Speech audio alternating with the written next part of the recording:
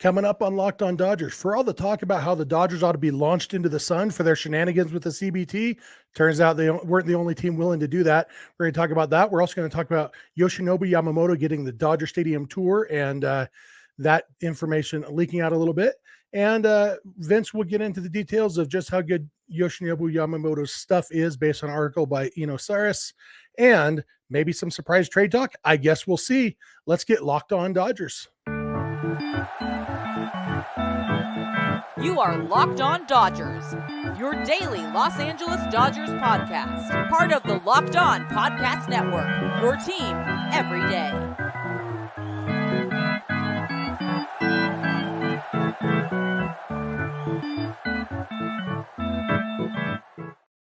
Hey, Dodger fans, this is Locked On Dodgers, part of the Locked On Podcast Network, your team every day. Thanks for making Locked On Dodgers your first listen every weekday morning. Remember, this show is free and available wherever you get your podcasts and on YouTube simply by searching for Locked On Dodgers. Or even better, go ahead and subscribe wherever you're watching or listening right now. Then you can be an everydayer just like we are. If this is your first time with us, I am Jeff Snider. My co-host is Vince Samperio. We're doing a split episode today, so it'll be me for the first half. Vince will be along for the last half or so. Vince and I are both lifelong Dodger fans, just like you are. We've also both spent time covering the Dodgers in the press box and the locker room, so we're not quite insiders, but we bring you the smart fans' perspective on our boys in blue every weekday morning. And it's kind of an interesting time right now.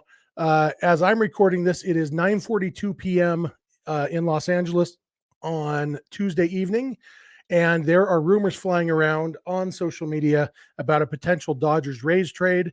There was a report that the Dodgers and Rays are close to a trade that would involve Tyler Glasnow and Manuel Margot coming to the Dodgers and Ryan Pepiot and Johnny DeLuca going to the Rays. Nobody said that's the entire trade or that it's happening yet, but that's the rumor. And then Randy Arozarena may be messing with us, maybe not. He posted a couple pictures on Instagram of him and Shohei Ohtani together from back at the World Baseball Classic. And so, it gets people thinking. As of right now, as I'm recording this, there's no news on that, no actual news on this trade, if it's going to happen, who would be involved. I'll say Pepiot going to the Rays would make a lot more sense if Arozarena was involved too. There would need to be more than just Arozarena, or more than just Pepiot and DeLuca if it was all three of those guys. I'll just quickly say, like, Glasnow, Arozarena, and Margot, sign Yoshinobu Yamamoto and you're done with the offseason, basically. That you've addressed all needs. I think Margot would be a perfect right-handed half of that right field platoon. Arozarena slots in and left. Glasnow, Yamamoto, boom, bang, bing. Love it. So if something happens by the time Vince is at Disneyland right now, that's where we're going split. If something happens by the time Vince gets home for Disneyland and records his half, then he will talk all about that. If not, he'll talk about Yoshinobu Yamamoto and how good his stuff is. But, plans can change as we are doing a split episode. But I want to talk about Shohei Ohtani. Ohtani obviously signed with the Dodgers. And on Tuesday, the Giants signed Jung-Hoo Lee from Korea. And as I don't know if it was part of that signing or if it was just a random interview, but Giants general manager Farhan Zaidi talked with the media, I guess. And he said that he confirmed that they had met with Ohtani when he was a free agent, that they made 3 different offers to him, and that their final offer was essentially the same, if not identical, to what the Dodgers ended up giving Ohtani. The reason this is significant is because ever since Saturday, and especially since Monday, when the details of Ohtani's deferrals came out, the world has been ending, if you listen to certain people, about this just ruining baseball. And, how can the Dodgers get away with this? No other team can do this. And I think it's interesting that the Giants were willing to do exactly the same thing. I would guess that any team that was a finalist was offering roughly the same exact deal as what the Dodgers ended up giving Ohtani. And the difference is that Ohtani chose the Dodgers. And it wasn't the money. Like, if the Giants made the same exact deal or offer, then it wasn't the money. Obviously, the money is a lot of money, but everybody was willing to give him a lot of money. And we've said this all along. Ohtani, we don't know exactly what he values, but we could guess pretty strongly that one of the things he values is winning. And the bottom line is there's no team in baseball that can make an argument of being able to put together a consistently successful team that's going to get you into October every single year. And I know if you're a Dodger hater and you're watching this, first of all, thanks for the views. Your views count too. But say, well, but then they choke in October, and that's fine. The world needs simple minds too. But getting into October every single year is very, very significant. And the fact is, the Dodgers have won the World Series more recently than 26 other teams in baseball. And if you're one of those haters saying, but the 2020 doesn't count, I don't think the world needs those kind of simple minds. So you can, but keep watching. Your views count too. YouTube can't tell what kind of person you are when you're watching. So thank you. But the Dodgers have had the ultimate postseason success. They've also lost the World Series twice, once the other team cheated to win. And they are in October every single year. And no other team can say that. There's other teams that are really good. The Braves they've put together a pretty sustained run of success, not quite as sustained as the Dodgers. And the Braves, their fatal flaw in the Ohtani sweepstakes was they don't believe in paying players a lot of money. And it's worked out for them. But Ohtani didn't grow up in Georgia as a Braves fan. And so, he wasn't willing to take the 35 years, $72 deal that the Braves would have wanted to give him. But other than the Braves, I don't know if there's any other team there's no other team that has the combination of willingness to spend money and consistently puts out a winner. The Dodgers are the only team in that category. And so that's why the Dodgers always made the most sense. And ultimately, that's what we're finding out, that for Ohtani, the money was going to be roughly the same wherever he went.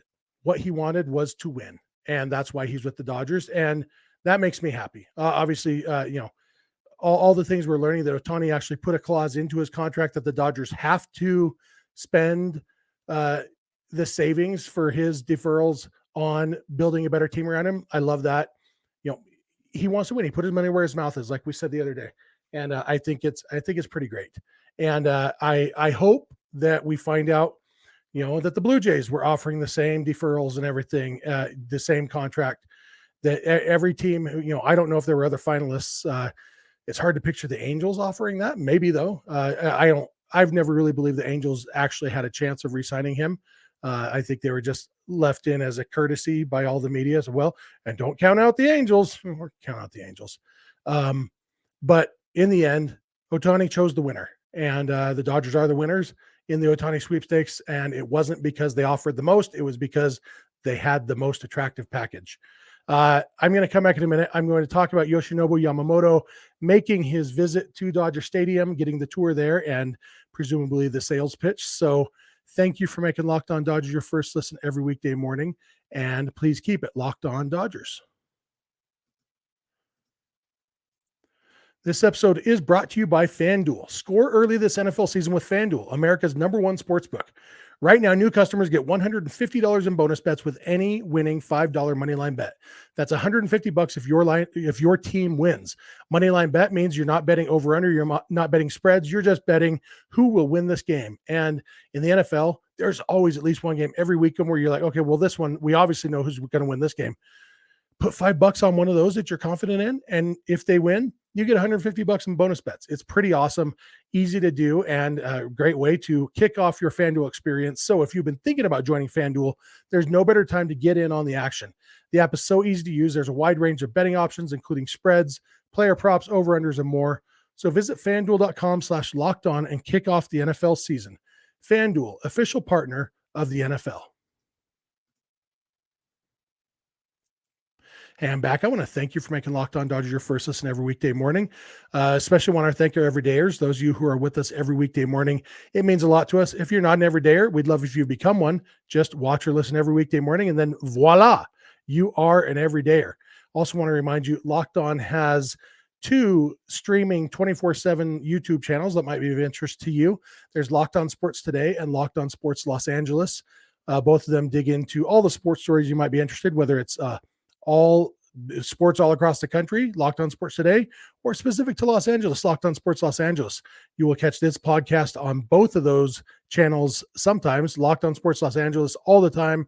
Every day you'll get us, and Locked On Lakers and all the other LA specific sports shows that Locked On has. So check out both of those on YouTube, Locked On Sports Today and Locked On Sports Los Angeles. And with that said, let's continue with our podcast.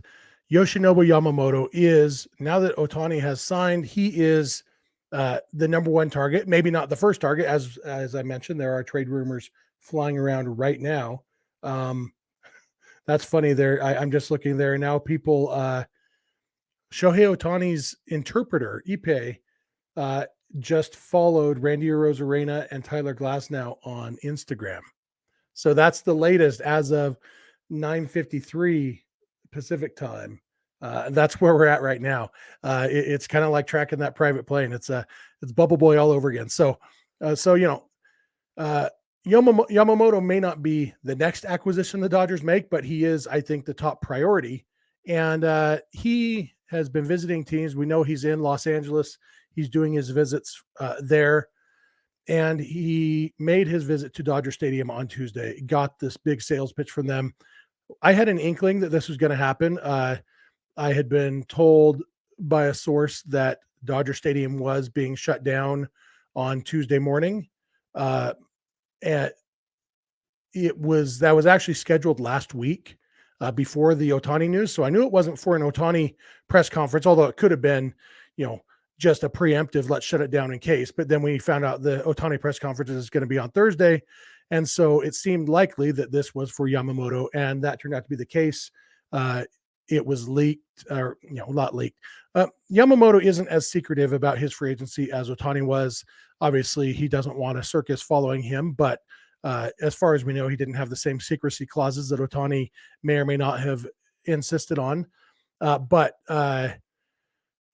what my source tells me is that they canceled or shut down all Dodger Stadium tours until 1 p.m. But Yamamoto's visit leaked into that time. And so, there was the video that you may have seen on social media of a fan from Texas in Dodger Stadium and showing the Dodger Stadium big video boards having Yoshinobu Yamamoto in a Dodgers uniform on the boards there. And so it seemed like the tour was going on right then. And my source confirms that, yeah, there was some overlap between that 1 o'clock tour and Yamamoto's visit. And what my source said was, in his words, that the security did a very good job of zigging what did he say? Security did a nice job on the clubhouse level, making sure the tour zigged when Yamamoto zagged. So they were there at the same time. And security did a good job making sure that the tour didn't run into the free agency pitch. But Yamamoto got the pitch, the sales pitch. We don't know what was involved. All we know is that it happened. So Ohtani probably wasn't there in person for the pitch, but may have been involved in the sales pitch. We don't really know. But like I talked about in the last segment, the Dodgers sales pitch is pretty easy. You want to win. You want to play for a great organization in front of more fans than any other team plays in front of, and in a great city. If you're interested in endorsements, you want to play with Shohei Ohtani, all that stuff. It's a great sales pitch. And now Yamamoto, we have heard that he grew up a Dodger fan. I've heard that the Dodgers are extremely popular in Japan, that the Dodgers are basically Japan's team. Most Japanese, or more Japanese MLB fans like the Dodgers than any other team, partly because of their history, starting with Hideo Nomo. Obviously, there have been other teams that have had very popular Japanese players, Ichiro with the Mariners, Ichiro and Sasaki, I think his name was. And then obviously the Yankees had Hideki Matsui. Yeah, there have been a lot of very popular Japanese players, but the Dodgers were the first. Hideo Nomo, there hadn't been a Japanese-born player in over 30 years when Nomo came over. And so the Dodgers do have that advantage, and Yamamoto is a Dodger fan. It seems like it's hard for me to picture Yamamoto signing anywhere other than the Dodgers at this point. And again, I don't know him. I don't know what he values, but I can guess. And I can guess that, the Dodgers aren't going to cheap out after saving all that money on Ohtani. Dodgers are going to spend what it takes. And unless some team would have to blow the Dodgers out of the water, I feel like, for Yamamoto to sign anywhere else. So I think it's coming in the next day or two. He does. I think it was the Red Sox and the Mets maybe that he hasn't met with. No, not the Mets. Red Sox and somebody that he still needs to meet with. But I expect Yamamoto to be a Dodger pretty darn soon. Let's see. I'm just checking Twitter. Nothing yet as of 9:58 p.m. Pacific on the Dodgers and Rays potential trade. I will just go into a little more detail on that rumor, I guess, before I turn it over to Vince. I love the idea of Margot as the right-handed half of that platoon. He is a good defensive right fielder. He wasn't great in center field last year, but when he plays right field, he's a good defensive right fielder. And he's a good hitter against left-handed pitching. He's not a great hitter, but he's a good hitter against left-handed pitching. He's got speed. He's, there. If Margot is only facing left-handed pitching, like between him and Jason Hayward, they are a very good right fielder. I think he lines up perfectly. I'm not saying he's the only person who could be it. I liked the idea of Tyler O'Neill for that role before he got traded to the Red Sox. There are different guys. I was thinking, somebody suggested Adam Duvall. Adam Duvall doesn't have any splits, though. He's the same hitter against righties and lefties, so he doesn't make sense for a platoon. He makes sense for a team that needs a guy who's okay in the outfield.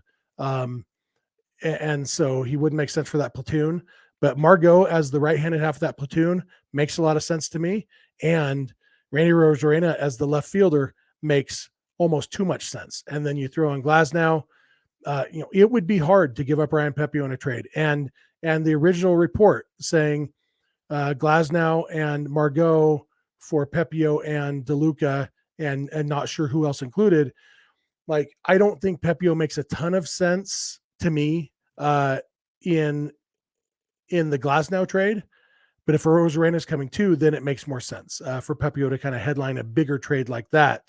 And I think Pepiot is going to be really good. I would be sad to see Pepiot leave. I've been higher on Pepiot for longer than a lot of you, and I do think he's going to be really good. I do think the Dodgers know him better than I do. And so whether it's that they're willing to trade him or more likely that they recognize that he has a lot of value and can bring back what they need in a trade to, the Dodgers right now, giving out 5 years of Pepiot will be hard, but the Dodgers have 4 more years of Freddie Freeman and he's not getting any younger. The next 2 or 3 years, I think the Dodgers would really, really like to maximize their chances of winning 2 or 3 World Series titles in that time. And that makes sense to trade Pepiot in a trade like that if Arozarena is coming too, because Arozarena has 3 more years left until free agency. So, you know what? We'll see what happens. As of right now, we're now at 10:01, and somebody else. Let's see who this person is. This person has 6,000 followers. He's from San Diego. Borna Nazari is the name. He says, can confirm, sources tell me the deal is for Tyler Glasnow and Randy Arozarena. The blockbuster trade between the Dodgers and Rays will send Glasnow and Arozarena to the Los Angeles. The return is still being finalized. Names of targets. This one says River Ryan and Michael Busch. Busch makes a ton of sense. I don't have any, I've never heard of this person who said this, so this could be total BS. He has more followers than I would expect to be throwing out total BS, but you never know. River Ryan is a very, very enticing prospect. Michael Busch is a very good prospect. I definitely expect Busch to be traded this offseason because the Dodgers don't have room for him, and he just had a great season. In his value will never be higher than it is right now. And so, it makes sense for him to be traded. River Ryan, a Busch and Ryan, I don't hate that at first blush. In fact, I think I'd rather have them trade River Ryan than Ryan Pepiot, just because Pepiot is major league ready right now. Pepiot is part of the big league rotation right now. River Ryan isn't. And so even though you're getting Glasnow, you're you're still subtracting a starter. So River Ryan makes more sense to me. That would be interesting. I'm just scrolling a little bit more to see if anything else. Nope, that's all that we have as of right now, as of 10:02 p.m. So I'm going to hit stop on this. I'm going to turn it over to Vince, and then if Vince comes along and if something works out, he will talk about that. If not, he will talk to you about Eno Saris's article about how good Yoshinobu Yamamoto's stuff is. So that's it for me, and Vince will be along in a minute.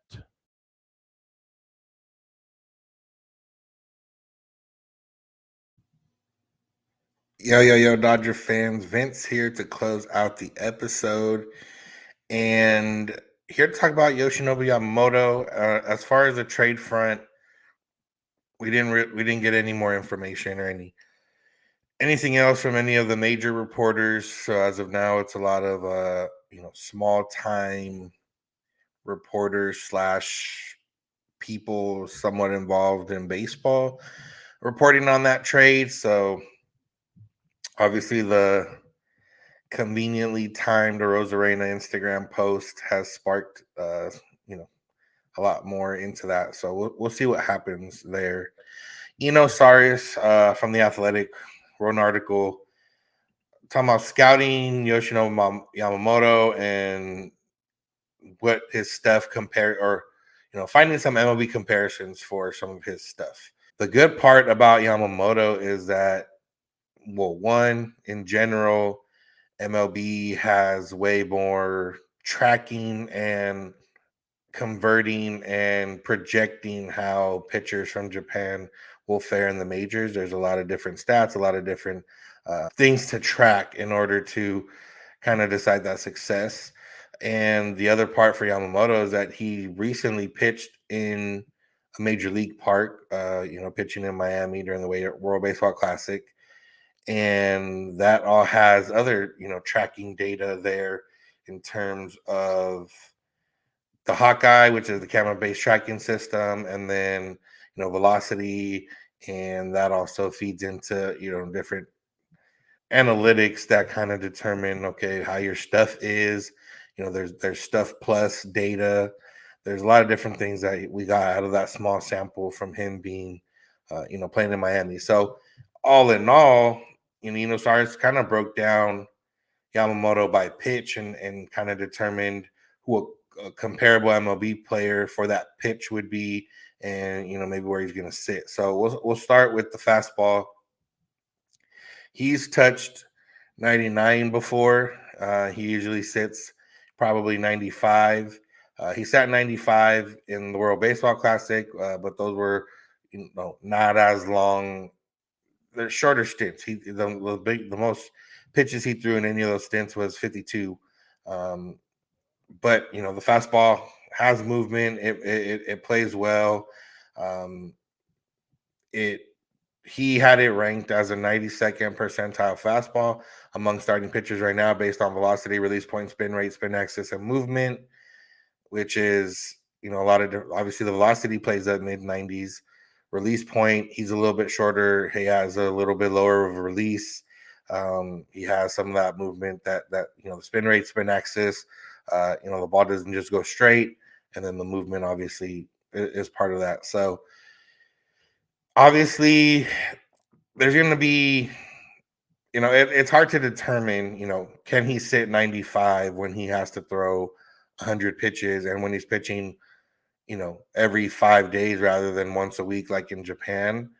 And, that combined with, if usually when you as a pitcher in the majors or in the minor system and stuff like that, if you're coming out of high school, you're coming out of college, you're put on a different type of program in terms of strength training. And it remains to be seen if that's are the Dodgers going to force him into their system? Are they going to try to meet him with the way he's kind of done his throwing programs and things of that nature? Because if he gets put on a US/MLB strength program, then maybe he could stick at 95, 96, even in longer outings, going 100 pitches, pitching every 5 days, or so, whatever it is. That's possible. But if they kind of let him do his thing, then yeah, I would imagine he's going to sit mid-90s for the most part, ramp it up, dial it up when he needs to, in terms of getting it up to 99 if he needs it. But it's overall, Sarias had it, 92nd percentile fastball, which me as someone that looks on Baseball Savant, that's definitely a red in that form. The comparison, I was gonna say the comparison he gets is Kevin Gausman. Kevin Gausman is a little bit taller than him, but they release on similar movement, similar velocity, and similar release height. So Gausman probably releases a little lower, then goes up a little bit more. His prediction is that Yamamoto will have a top 20 four-seam fastball in MLB, which is obviously ace-like stuff and somebody that's definitely worth, throwing some money at if it was just fastball. Obviously, it's not just fastball, but the biggest excitement from Yamamoto comes from the splitter. We know that Kodai Senga came over with his ghost fork pitch and, kind of took over, and that pitch was one of the best pitchers in all of baseball last year. Senga has a splitter that is disgusting. It's nasty. It has 20 inches of drop, compared to his fastball. It comes in around, low 90s, and basically it looks like the fastball until it drops at the end. So, it's going to generate a lot of swing and miss. And, he has very, very high praise for the splitter. And, he has it as one of the best split fingers among all MLB starting pitchers. He, across all the pitches he made in the World Baseball Classic, in terms of Stuff Plus, he crossed 140, which is very good for Stuff Plus. Very, very good, elite. Or actually, he had it at 155. The 140 Stuff Plus is the threshold. Yamamoto had it at 155, which is elite. No other starter that threw 100 innings last year had it above the 140. So, in the terms of analytics, it looks really good. He also compared this to Gausman a little bit in terms of the splitter, and said that, it has same horizontal movement, the velocity drop, everything is the same, but nobody had as much drop as Yamamoto's splitter last year. 35 inches on average, up to 90 miles an hour. So imagine you get a fastball, at 95, that kind of sits in the zone, has a little bit of movement, and then the next pitch you get, looks exactly the same, is 5 miles an hour slower, but then drops 35 inches.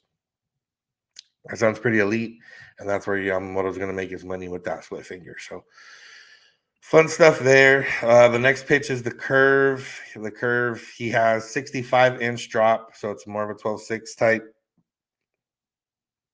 Drops it down to 77 miles per hour. And this is according to StatCast. No pitcher threw a curveball that had at least 65 inches of drop and went as fast as Yamamoto's curveball last season. So, obviously it's a unique curveball. By Stuff Plus, he had it below league average and would be in the 91st percentile, which is still very, very good. Still that, that nice darker red on Baseball Savant in terms of being on par or better than most of the league. He has comparisons to Seth Lugo's curveball, Merrill Kelly's curveball. Coming from the left side, a comparison might be a curveball by Max Fried, which, Max Fried is a very, very, very good pitcher in the major leagues. It'd be nice to have a curveball compared to his. So his prediction is that Yamamoto will have an elite grade curveball. So now you're sitting at a top 20 fastball. You're looking at the best splitter in the game and an elite grade curveball. Now, obviously, that all seems to play very well for somebody. And obviously, regardless of all this stuff and analytics and everything else, it still comes down to executing and, how other players are going to see his stuff and everything else. And, this is not a guarantee that he's going to be an ace, but based on the stuff that and all the data they have right now, this is kind of what he grades out to. His last pitch is a cutter. which he doesn't use very often. He doesn't have much cut and movement to it as some of his other pitches. It was compared to Josiah Gray's cutter. Josiah Gray's a good starting pitcher in the major leagues, but it's not like he's known for his cutter. So he did predict that Yamamoto will have a below average cutter, which if that's your fourth pitch, you can get by with 3 pitches, obviously, as a starting pitcher. And if your fourth pitch is just good enough to kind of mix in here and there, you're in a good spot. He talks about command and, should have elite command. He puts all his pitches where he wants it. He doesn't walk too many hitters. He's in a good spot in terms of command. And then he talks about the height, which is something that's been talked about for him. Yamamoto's 5'10".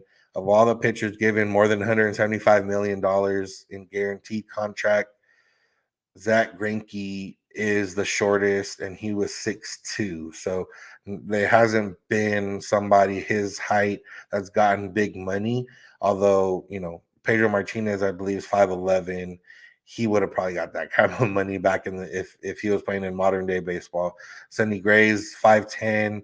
He's made some good money in his later years here, the last few years. So, there's guys that have had, Roy Oswalt. There's guys that have had good stuff that, the 175 million threshold that he has here is just for big money that's happened recently. But there is some, short pitchers have made it. There was a stat in there that starters under 6 feet make up about 3% of the population in baseball, but made up over 6% of injured lists of injury list time. And that's obviously concerning. He's never had anything other than oblique injury in 2019 that's cost him anything. So I don't imagine it's going to be too much of a detriment. Obviously, I think the adjustment to pitching in the majors and pitching, every 5 days, maybe every 6 days, depending on how the Dodgers play with him, instead of, once a week specifically, that'll have more of a more of a issue, not an issue, but that'll have more of an impact on him than his height, I would imagine. So all in all, based on what we have and based on the stuff and based on the numbers, he grades out to be, a very good to elite starting pitcher, worth the money that he might be getting. So that's exciting. And that's going to do it for today's episode. Thank y'all for listening. Thank you for making Locked On Dodgers your first listen of the day every day. Make sure to find us wherever you find podcasts and on YouTube. Make sure to subscribe and become an everydayer by listening or watching every day. Make sure to tell your friends and family.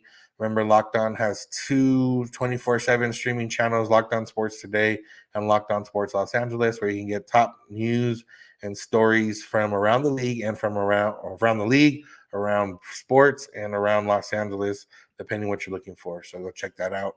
You can find us on social media, Twitter and Instagram at Locked On Dodgers. Jeff is on Twitter at Snider.